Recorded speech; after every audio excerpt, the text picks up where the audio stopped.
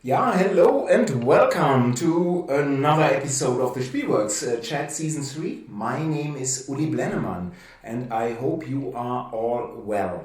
I'm having a wonderful guest today, André Müller, Hagen's resident Roosters fan. Welcome, André. How are you? Thank you. I'm fine. Again. COVID hit a little hard last week, but now I'm back on track. And thank you for being on your show, Uli. Yeah, it's my pleasure. And hello, Matt, designer Matt Wolf.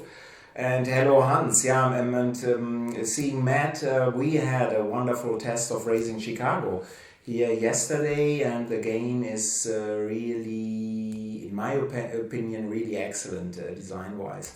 Hardly any downtime, lots of decision making, and not that complex. So, congrats, Matt. And Racing Chicago will be released next year. But back to Andre, and of course, if you are having questions and comments, please put them in the chat window. But to start, Andre, for people who do not know you, please tell us something about you.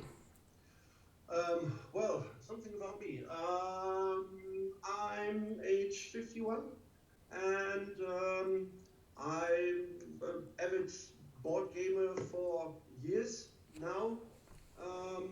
And like most of those out there, the first years I was just board gamer, playing games and enjoying games. So I came to the hobby a few years ago via Spielkult, our review website, and here I am. And it's my pleasure seeing you, André. And we will talk about Spielkult a little bit later. And hello, you, Daniel. So I thought that we had kicked you out of this show for good, but the brute from Brooklyn is back. So yeah.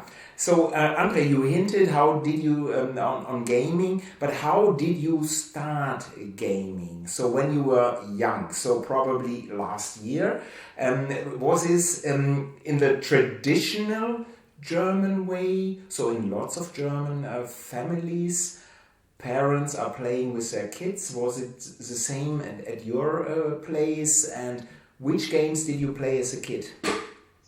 Absolutely, the German way. We had each Christmas we got one board game as a gift, and that had to be played with the whole family. And yes, we started with games like Risk or Game of Life or even Monopoly. Of course. Those games you got in the late 70s and early 80s, and that stuck. So we all enjoyed gaming, and if you once into the hobby and into gaming, you won't let it go again. So every year you're looking for the Spiel des Jahres and buy it, try it out, and with the family, with your friends, and that's the typical German way of getting into the hobby. Yes, and then sometimes later there was a thing called the internet, and so you get so many more information about games and all the stuff. So the interest grew bigger and bigger. But I came into the hobby the classic way, yes, absolutely. The Christmas gift. Yeah, I think that's why I was asking. I think it's really interesting because lots of people here in Germany started like this because there is this deep gaming tradition in Germany, and where parents teach a couple of games to their kids, and then from there it develops in a quite natural way. And this is different from some other countries, not from all countries, but for some other countries. And hello, Stefan. Greetings to Wolfsburg. Good seeing you. And Daniel is saying, I'm playing hooky from work today. So yeah, and Matt is saying, hope your boss doesn't tune in. Yeah, I think he's probably, he's an avid viewer of the Spielworxx chat. So chances are pretty high, I guess. Moving forward, André, nowadays, which type of games or types of games do you prefer playing today? So what are your favorite types of games? But nowadays I like the so-called heavy games, strategy games. I love playing 18xx games. I don't have that many gamers that have the time to play them often, but I always enjoy a game of 18xx or even longer games that can last 3, 4, 5 hours, games that tell stories. It's just the point, you start with Spiel des Jahres and you come in more and more into the hobby, and you find so many niches and wonderful games. In all respects, starting from family games to the very heavy games, but for me, it's the heavy games that I enjoy most. Yeah, that's why I like you. Not this is probably the only reason why I like you, André. So, no, I do understand this very well. And André, quite a few people know you in gaming, even internationally. So what hats do you wear in gaming? Which things are you doing in gaming? Well, I started writing reviews, and for the first couple of years after I got deep into the hobby, that was the only thing I did. But as you know, friendships grow. You come to meet more and more people, and so I started checking some rule books, proofreading rule books, start to translate one or the other rule book from English and French, helping out at Spiel, playtester for Stefan. Hi, Stefan. And other authors. So it started small and it grew in every direction a little bit. So I'm a little bit of a jack of all trades regarding board gaming. Yes. Yeah, and I can really confirm that André is a wonderful tester, and Stefan surely can confirm this as well. So what André and the group is doing for Gentes Epos, so Stefan's next release for Spielworxx, is fantastic stuff. And Stefan is confirming playtesting with you, André, not with me, is always a pleasure. So otherwise he had framed this differently. But this brute Hans is saying, heavy games? Something like a croquis-knoll board? No, not that heavy. Complex games, Hans, complex games. and thank you, Stefan, for saying that it's a pleasure testing with me as well. So you already mentioned Spielkult, André. So what is Spielkult? And I'll put in the meantime the web URL. So yes, we are a board game review site like so many other good and wonderful sites out there. We started 15 years ago. Last September we had our 15th anniversary. Congrats.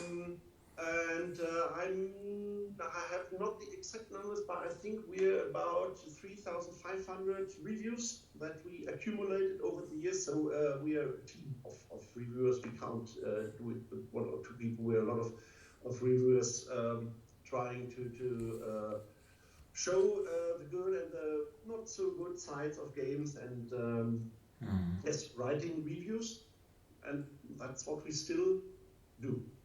Yeah, and 3,500 reviews in 15 years. So this is really amazing, and you have to be very consistent. Of course, you need a team of writers. It's not that a single person can do this. And hello, Chris. Hello to the UK. Good seeing you. Before we go to before we come to the question what Spielworxx is, what Spielworxx, also what Spielkult is doing in the future. What I like about Spielkult, and this may be also good to know for people not reading German, so they can't read the written reviews. My question is, why are you doing mainly written reviews now that, why writing? So now that all the cool kids, they are doing videos and or at least podcasts. So why written reviews? Why writing, André? We write because there are still a lot of people out there that like written reviews. That sounds very simple, but that's the fact. We have quite a lot of regulars who like to read our reviews, who like to come back asking questions, who rather like to take their time and reading the review, or if they just need 5 minutes of what's the game about, to scroll down to the point where our opinion is, and to get a very short information what's the game about. It's a thing, if I will get deep into the game and I want to know about rules and how a game works, I love watching videos from start to the end, let's plays and playthroughs and all things. But if I need a quick information, if I'm standing before the shelf at the store and want to know what's about this game, it's better to have a written review. And we still have a lot of people reading regularly our reviews, so as long as we have an audience, we will write. Very good. Yeah, and Matt is confirming I much prefer written reviews, so it's the same with me. What I found interesting that you are saying, well, people who want some quick info, that they are reading a review. So, well, I thought that quite a few people, they click on a video and then just see the start and the end. So I'm not that sure that people are really watching long videos. Sometimes I do. Heavy cardboard reviews, which have a teaching session at the start and then sometimes a full playthrough. But actually watching a video for 3 hours on a game is something that I rarely do. And sometimes when I read reviews, so Spielkult or any other well-written reviews, I need quite a bit of time because I have to think what is there. So it makes me think about the game much better than a video review. Of course, people are different and some people prefer to get information via that way and the others. But I found it interesting for a short review. Interesting. There's Matze, Spieletreffenverteiler, he's saying, hello André. So, what is the goal of Spielkult reviews, André? Is it more a buyer's guide, so that people come to Spielkult, see, well, this game gets a very positive review, so it's a buyer's guide, and I should buy this game? Or is it for entertainment, so that the reviews are well written, you get some laughs, and there's gaming content? Or is it a critique? So what are Spielworxx again? So my mind is here. Well, if I see Spiel, it has to be Spielworxx. So what is a Spielkult review about? Or are they varied so that everything is in there? It varies, of course, because every reviewer has a certain style of writing. We are not journalists, we are all hobby gamers and hobby reviewers, and doing our best to get our picture of the game that we review and that we have played, to get this across to the reader, how we think about a game. Yes, we have some reviewers that can write very well and look on games more with the focus of what's the game doing with me. So what's the feeling and that I have when playing the game, and we have others that focus on hey, this is a good game, that's how it works, and you should buy it if you like this and that game, and So it's a little bit of everything I try to provide, depending on who's writing. Because yes, we're a big team, and there's no lecturer or anything. So of course we try to avoid any typos or anything. But so I guess there's some readers that even know, okay, I'm reading the reviews from this Spielkultist or that Spielkultist because I love how he writes, or which game he reviews. So it's a little bit of everything, but we try to get our joy of gaming across to the reader, so they can enjoy games too. Makes sense. So it's not that there is a standard procedure. So first you have to do the intro, then describe all the mechanics, and then so every individual reviewer can do it in their way. Is this correct, André? We try to keep up a scheme of first, right, what's the game about, how is it working roughly, what's in there, and then separated from the mechanical part, we have the opinion part.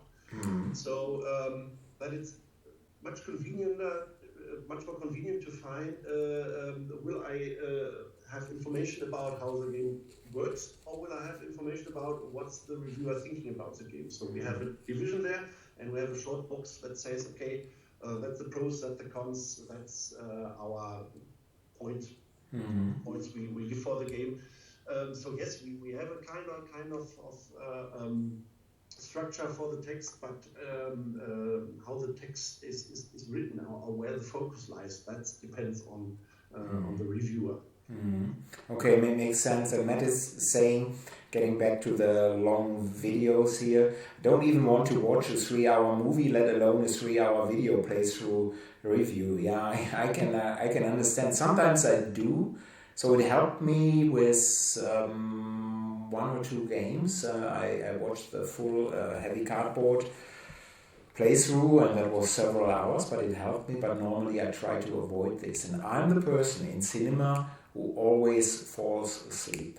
So there can be a thriller. So fortunately I'm not snoring. But any movie can be excellent an hour in and I'm asleep. So it's that's why I rarely go to the movies. So and at home on my couch in front of the television, I always fall asleep.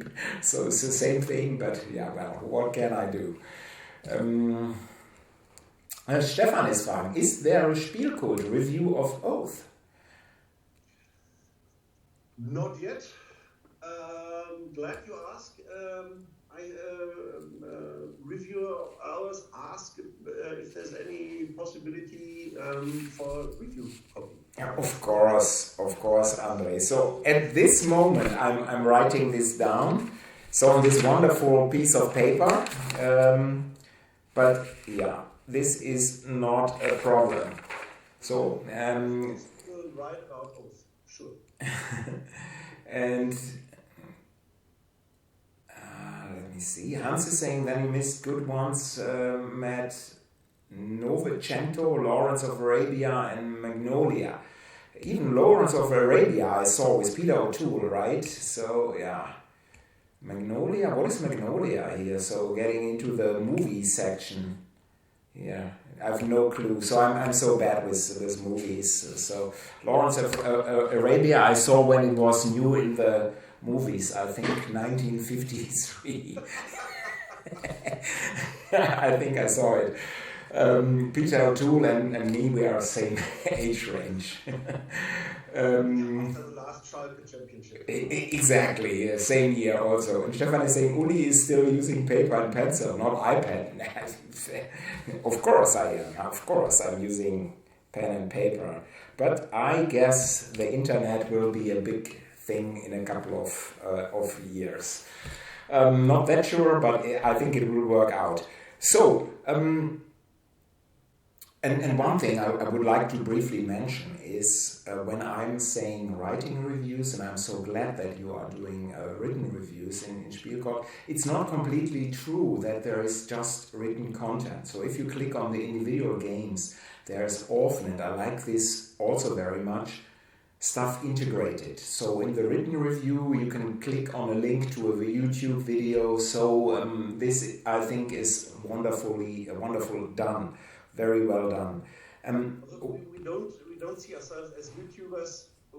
This is more or less a bonus that we provide some explanations about the game for videos, but most of the time these are strictly the rules and how the game works. Because we saw that a lot of people, a lot of readers, regulars like to have a short video to see, okay, how does the game work, but not more. So we are not YouTubers, but we do implement them from time to time. Yeah, but I think this wrong answer. I think you want to be part of the cool kids too. So yeah, doing the videos. Yeah, this is the correct answer. One thing which I find so strange, and you have to give me the explanation for this. Spielkult also has a rating system at the end. So you in various categories, but it's 1 to 10, I think. So like in BGG, higher is better, 10 is perfect. Like Raising Chicago by Matt Wolf, you can already pencil in or put in a 10 here. But why a rating system? Because personally, and this is just me, I hate rating systems. Because I fear if you have a rating system at the end, 7 to 10 out of 10, or people are just scrolling to the end and saying, yeah, well, 7, not good enough, I only buy games that have an 8 or more. I know this is a little bit unfair, but still, I think a written review, you read the review and then you know more about the game. Is it for you? And also, I do not know your 7. Is it my 7? Or would it be my 6? I do not know Daniel's 7. I do not know Matt's 7. Why a rating system, André? We had some debates about doing a rating or keeping the rating system or not, and we finally stuck to it because there's a demand for it. It's simply so that a lot of readers always ask, and what's down to one number? What's your opinion? How many points would you rate for it? I'm not sure if this is gets more and more important because everyone from who uses Amazon and other sites looks, okay, this has a 4.5 rating, Google Maps says this restaurant is 4.1, okay, I choose that with 4.3. It's just there's a demand for it, and we're getting constantly asked about that. So we, after a long discussion, we said, okay, for those that read the whole text, they do not really need the number because they've read the review and know about how we think about a game.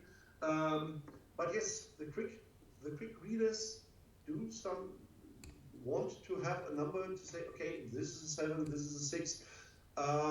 Most of the regulars know kind of who is writing the review and know kind of what is a 7.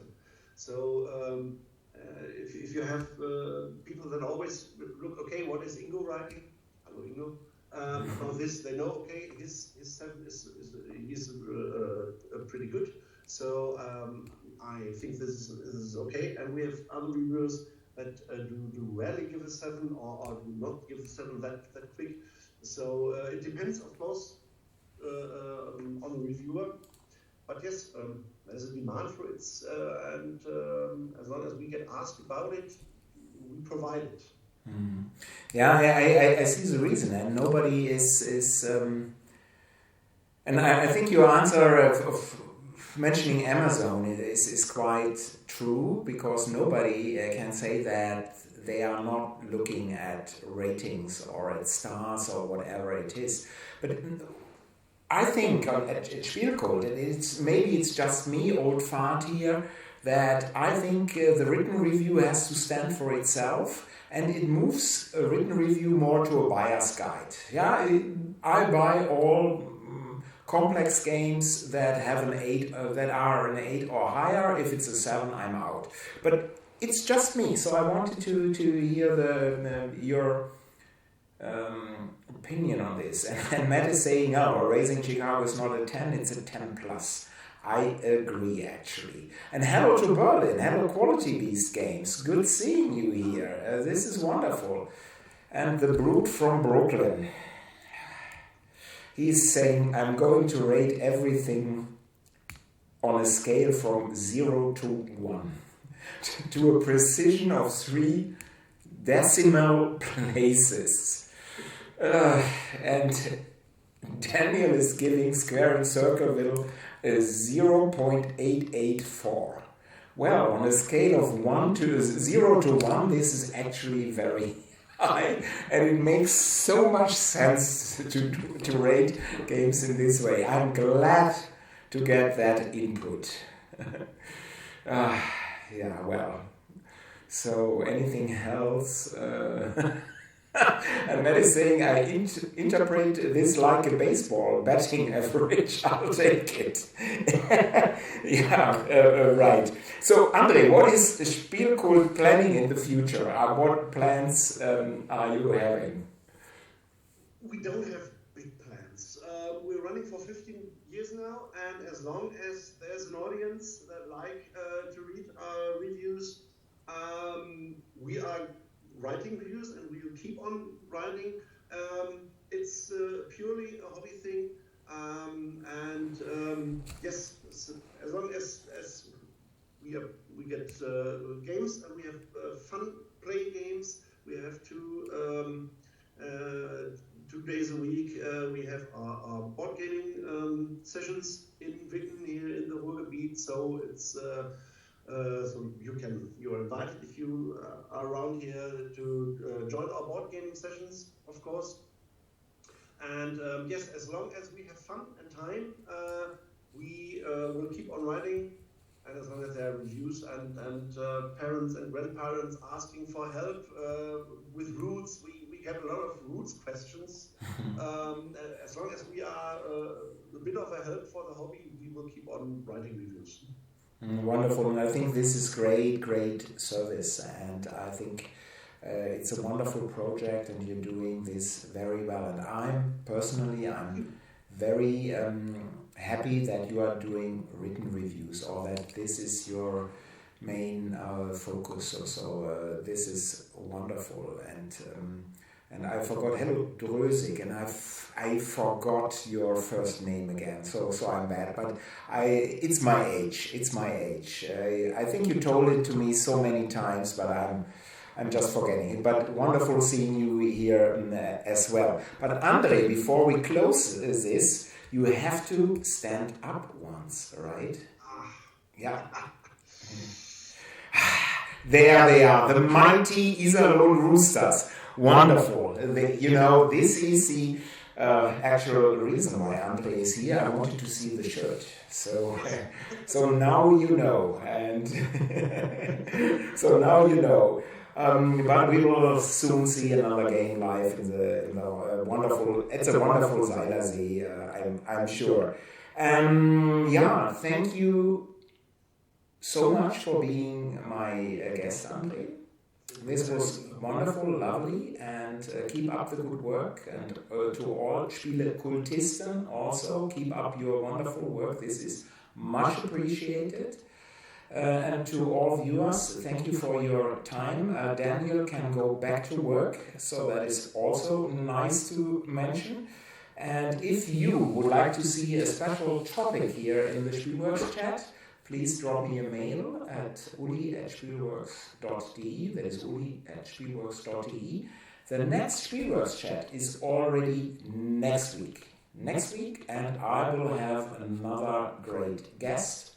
Not a rooster guest, so it's not as good as today, can't be, but it will be very nice. So till next Tuesday, bleibt alle gesund. Support the Ukraine. It's now more important than ever. You may have heard very heavy missile attacks today on the Ukraine by Russia. So if you can do something to support Ukraine, please do so. And bye-bye. Have a great time. Bye-bye.